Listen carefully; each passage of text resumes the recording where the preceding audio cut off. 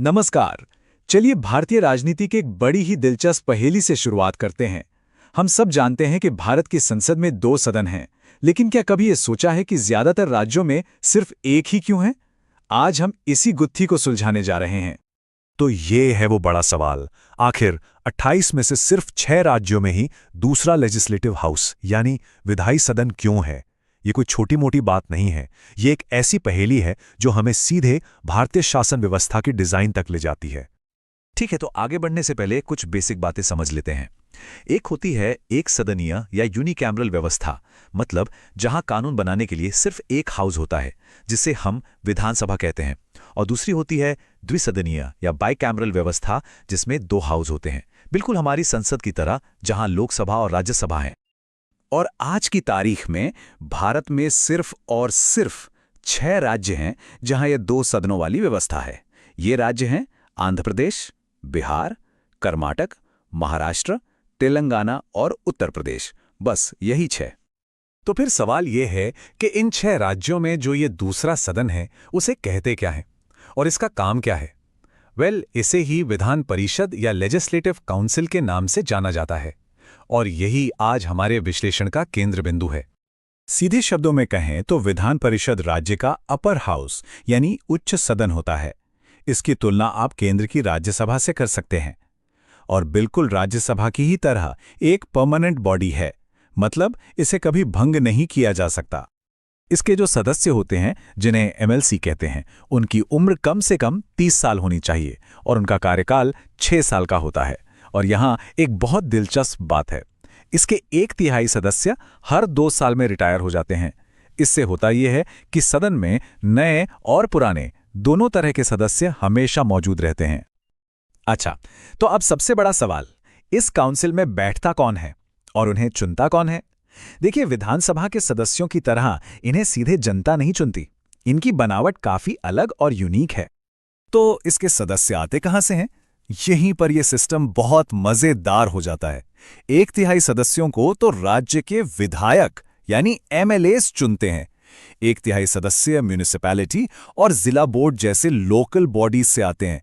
फिर 12 में से 1 हिस्सा टीचर्स चुनते हैं और 12 में से 1 हिस्सा यूनिवर्सिटी ग्रेजुएट्स, और आखिर में बचे हुए 6ठे हिस्से को गवर्नर नॉमिनेट करते हैं, जो कला, विज्ञान या समाज सेवा जैसे क्षेत्रों के एक्सपर्ट्स होते हैं। तो आखिर इस तरह की बनावट का मकसद क्या है?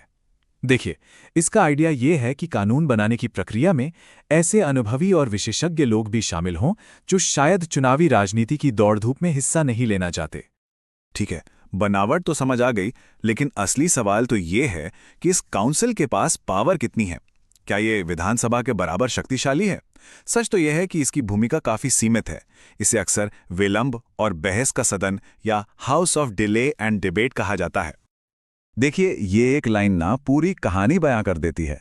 विधान परिषद का काम मुख्य रूप से सलाह देना है। वो कानूनों पर बहस कर सकती है, उनकी समीक्षा कर सकती है, लेकिन दिन के आखिर में असली ताकत तो सीधे जनता द्वारा चुनी हुई विधानसभा के पास ही होती है। चलिए एक उदाहरण से समझते हैं। मान लीजिए विधानसभा ने कोई नॉर्मल बिल पास किया। वो बिल परिषद के पास जाएगा। परिषद उसे ज्यादा से ज्यादा 3 महीने तक रोक सकती है। अगर विधानसभा उस बिल को दोबारा पास कर दे तो इस बार परिषद उसे सिर्फ 1 और महीने के लिए रोक सकती है। उसके बाद बिल अपने आप पास मान लिया जाएगा। मतलब आखिर में चलेगी तो विधानसभा की ही। और हां, जब बात आती है पैसे की यानी मनी बिल्स की, तब तो परिषद की ताकत लगभग 0 हो जाती है। ये किसी मनी बिल को सिर्फ 14 दिनों के लिए डिले कर सकती है। ना तो ये उसे रिजेक्ट कर सकती है और ना ही उसमें कोई बदलाव कर सकती है। तो कुल मिलाकर देखें तो विधान परिषद न तो सरकार बना सकती है, ना गिरा सकती है। राज्य के मंत्री भी विधानसभा के प्रति जवाबदेह होते हैं, परिषद के प्रति नहीं। और अगर दोनों सदनों में किसी बिल पर असहमति हो तो संसद की तरह यहां कोई जॉइंट सिटिंग का भी प्रावधान नहीं है। सीधी सी बात है, विधानसभा की मर्जी ही अंतिम होती है।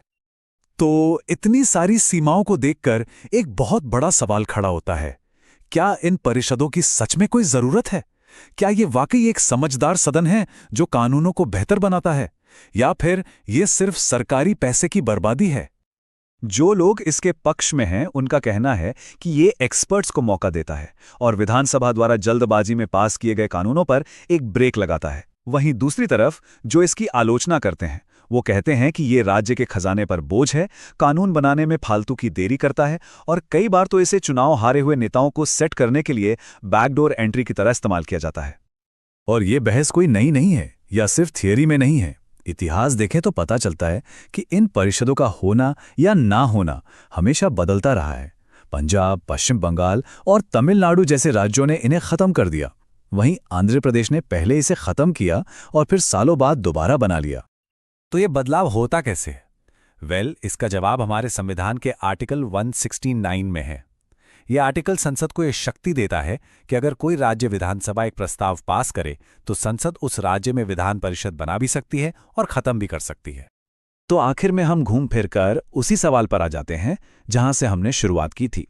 क्या ये अपर हाउस हमारे लोकतंत्र को और मजबूत बनाते हैं, उसमें गहराई और समझदारी लाते हैं, या फिर ये सिर्फ एक महंगा और समय बर्बाद करने वाला सिस्टम है जो प्रोसेस को और जटिल बना देता है? इसका कोई एक सीधा जवाब नहीं है। ये एक ऐसा सवाल है जिस पर सोचना बहुत जरूरी है।